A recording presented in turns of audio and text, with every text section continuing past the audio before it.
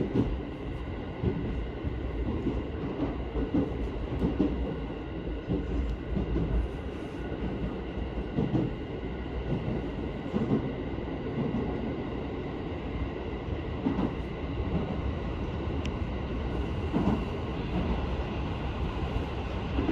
乗車ありがとうございます。岐阜行きで安倍川、もち梅、焼津の順に終点岐阜まで各駅に停まります。列車は4両編成で車内が禁煙で、お手洗いは一番先頭の車両にございます。この列車の乗務員は私小山車長杉本です。途中豊橋までご案内いたします。次は安倍川でお客様にお願いいたします。新型コロナウイルス感染症拡大防止のため、マスクの着用や手洗い、アルコール消毒、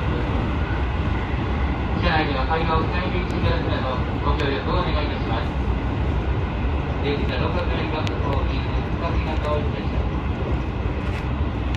JR 東海から年末年始と